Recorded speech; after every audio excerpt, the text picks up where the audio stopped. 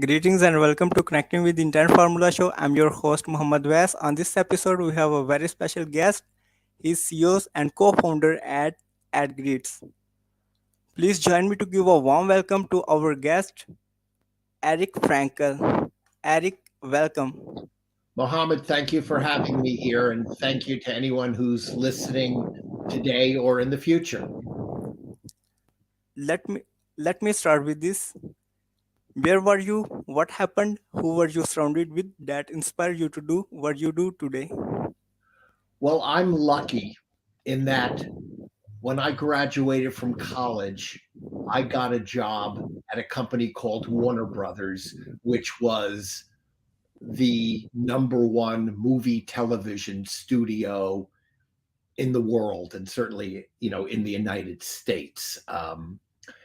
And I worked my way up over the course of 30 years from a very, very junior person, lucky enough to have a job, to being a president of a multi-billion-dollar division.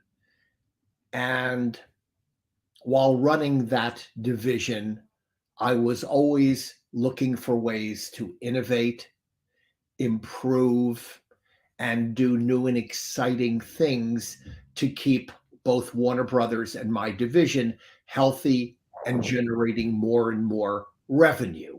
So after I had a great deal of success there and helped reinvent the landscape of television and how we view it by pressing buttons versus something coming on at 7, 8, 9, 10 o'clock, I realized that there was another business that I thought was broken, which was called marketing.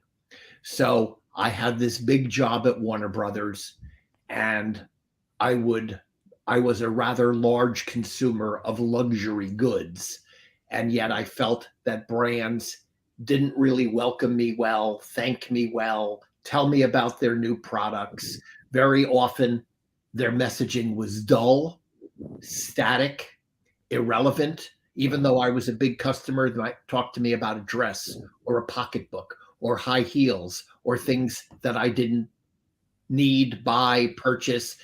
And they ran the same message so often that my eyes glazed over. So at a particular point in time, I decided that this was another business, a $781 billion business that needed to go from static, traditional, dull, irrelevant, not providing enough information to make intelligent decisions, to smart, hyper-personalized, data-driven, and relevant. So there was an aha moment.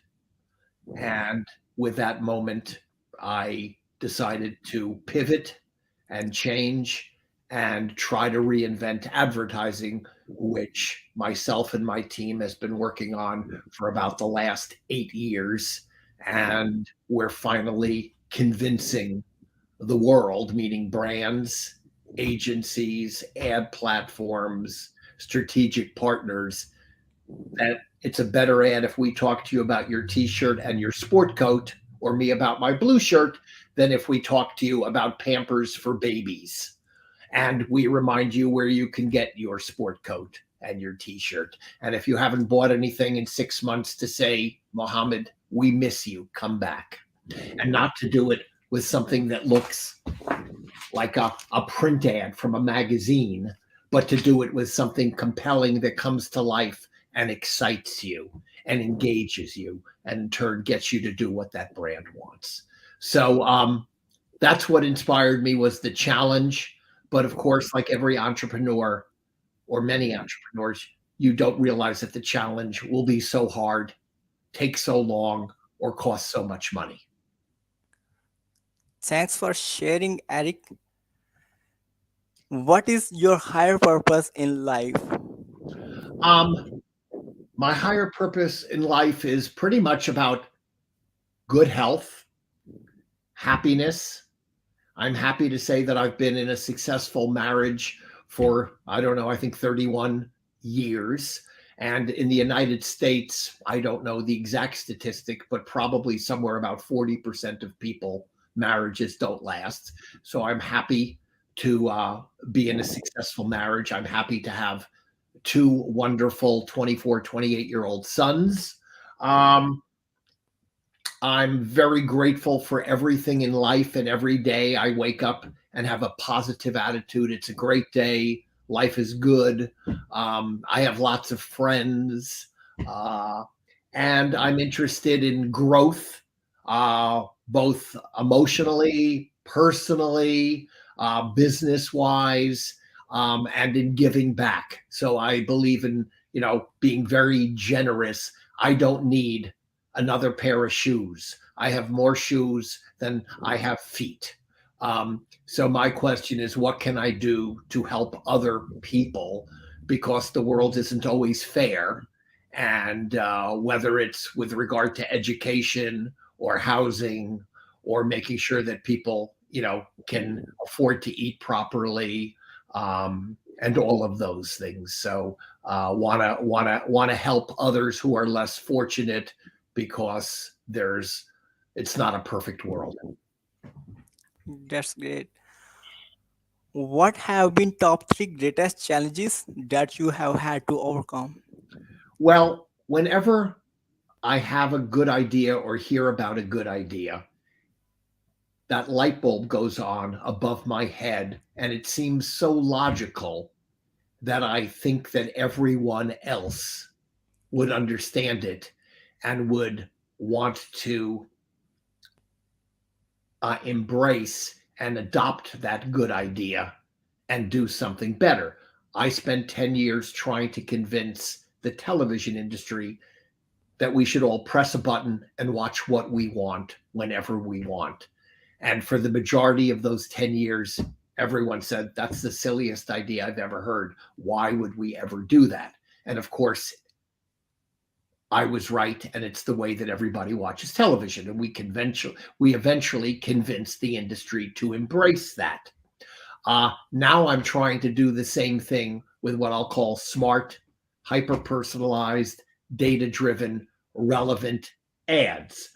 So I didn't realize that changing this $781 billion business would take so long to convince people that what you've been doing traditionally isn't what you should be doing in 2023, and that generic, irrelevant, static, dull ads with little variety um, aren't half as effective as what we're talking about. And even when we prove it every day and show people the results, old bad habits die very, very slowly.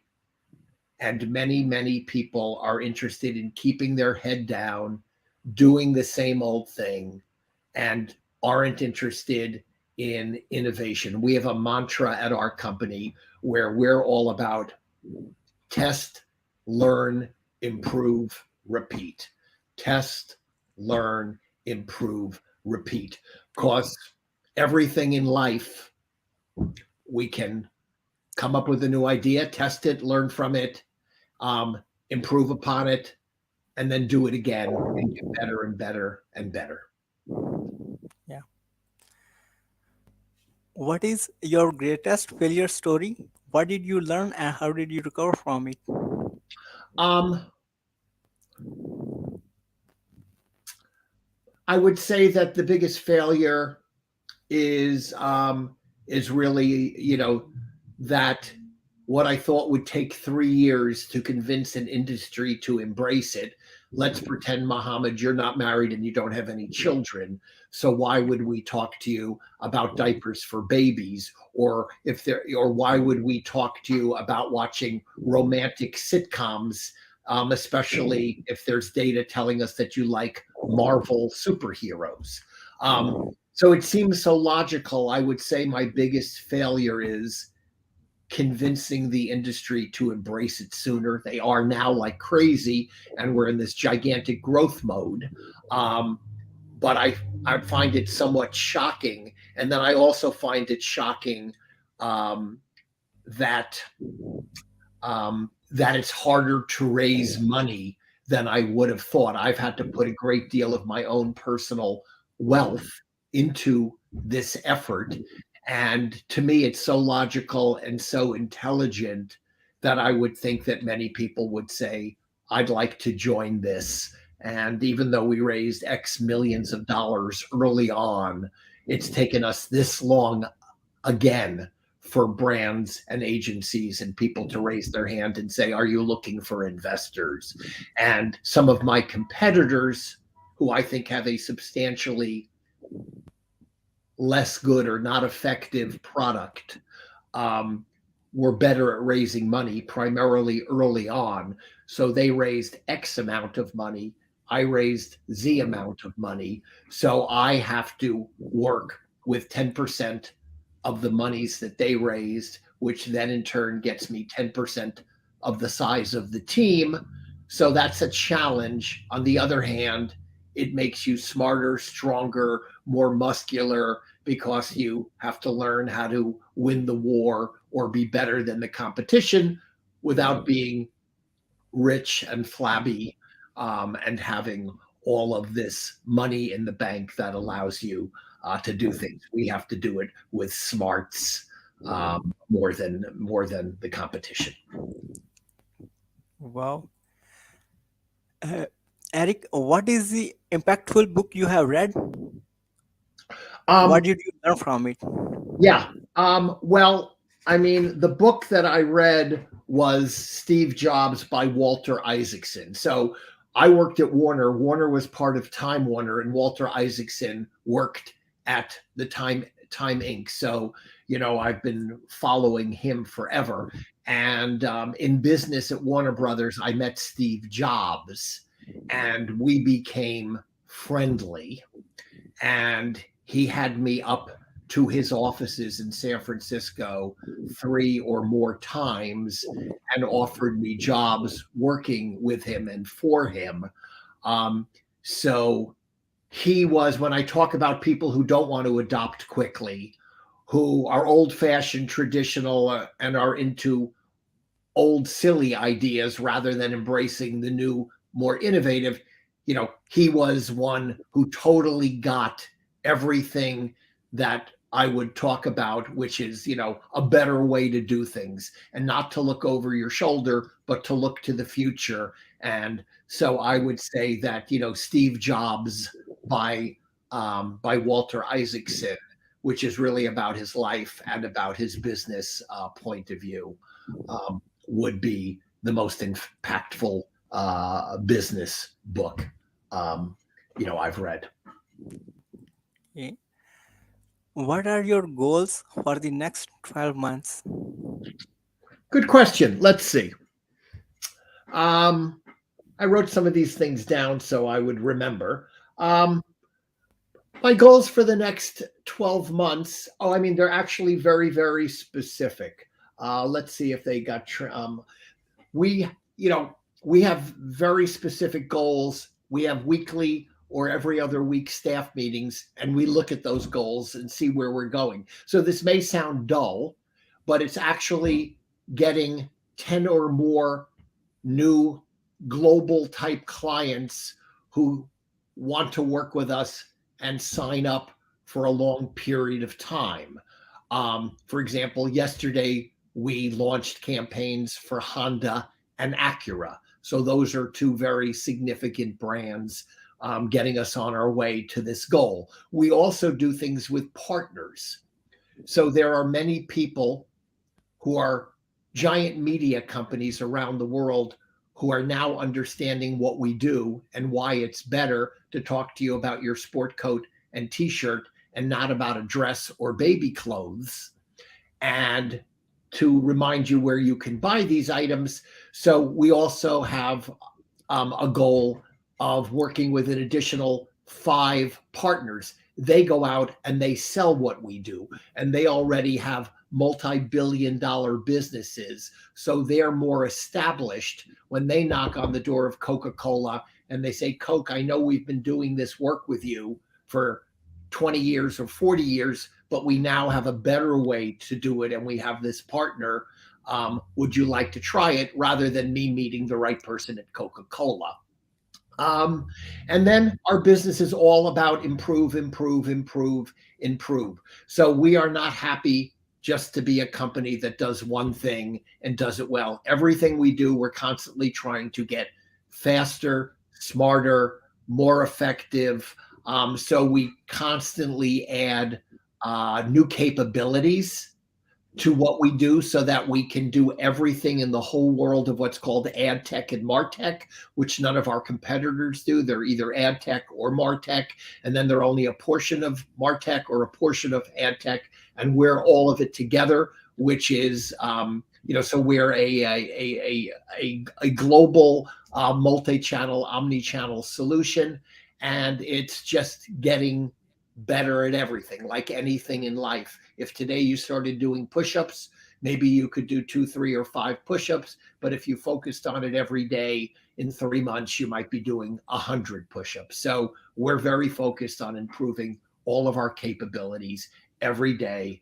I'm a big believer in mentoring the team, making people realize they can do their best, making people realize they can do things that they never thought they could do that they thought this is what their capabilities were, and getting them to think in a new way and spread their wings and be and become visionaries rather than traditionalists. Eric, it boosts my energy 100 times more. You know, what advice you will give to younger yourself? Well, when you're young, you frequently think, you know, that you know a lot. But what you realize is every day, every week, every month, and every year, hopefully, at least with me, that I gain more and more intelligence, experience, compassion, empathy, and I'm a better person, a smarter person, a better executive, a better leader. So, my advice would be as smart and talented as you think you are, you will grow and be better at everything more or less over time, and to not be a know-it-all, but to sit here and take it all in and learn and grow and change and evolve and learn from your mistakes, learn from your successes, learn from other people around you, success and failures and competitors, and constantly read a great deal to open up your mind to new things so that you can continue coming up with ways to improve whatever it is you do and or your life. That's great advice, Eric. How can we support you? I have no idea, Mohammed. Until 15 minutes ago, I've never met you. I'm unaware of what you do other than this particular podcast. So I'm not necessarily looking for support. I'm here because you wrote me a nice note and I want to be a good person, and I try to respond to every single person who writes to me. Um, and and I believe in good karma. So you wrote me a note and asked me if I had 20 minutes of my time where I could talk to you, and I'm not really looking for anything in return. I don't know if you have two viewers or 2 million viewers.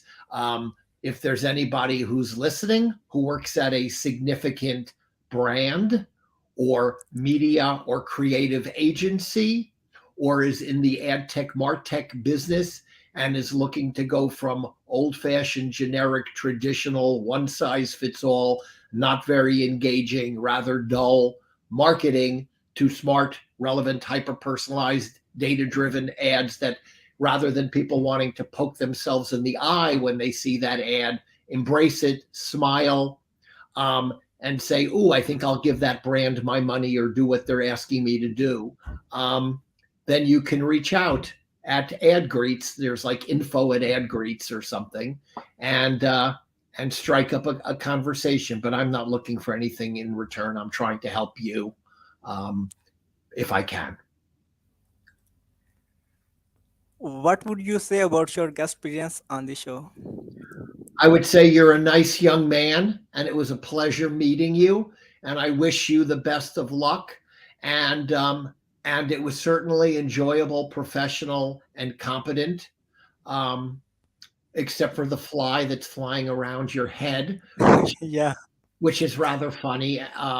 But it was a terrific experience. I would recommend you send questions out to the guests a little bit earlier next time, but that's fine because we're agile. And I appreciate the opportunity to participate. And I wish you the best of the luck and best of luck. And if anybody's listening or watching, I wish them the same. And may all their dreams and aspirations become true. What closing thoughts would you like to share with our listeners? I would say, if you can afford to, it's important to follow your dreams. If you have dreams, here comes my pussycat, maybe. If you have dreams, um, realize that they will probably take a lot longer um, to achieve than you think they will. Everything will cost more money. So whether you're building a t-shirt company, a restaurant, a coffee shop, or an ad tech, martech company that's trying to be best in class and reinvent this nearly $1 trillion category, it takes longer than you would think. Um, Very often, there's not enough money.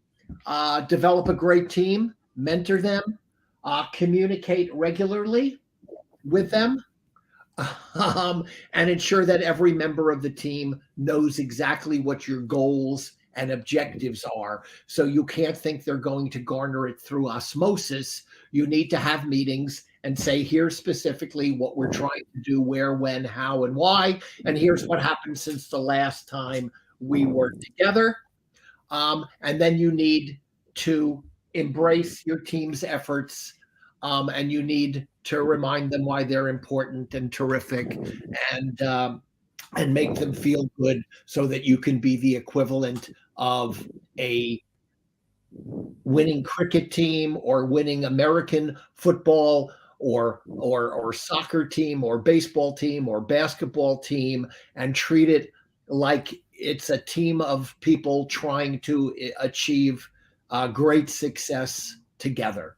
And if you do that, usually the people will step up, embrace it, and come along on this journey with you. If you keep them in the dark and they don't know what's going on, they won't have the same interest to make this a winning ball club, so to speak, regardless of whether it's a coffee shop or a restaurant or a t-shirt company. Yeah. Thank you so much, Eric, for sharing your wisdom with us on the behalf of connecting with the entire Formula community and our entire team. We really appreciate you. This is Muhammad Awais. Until the next episode, all good wishes.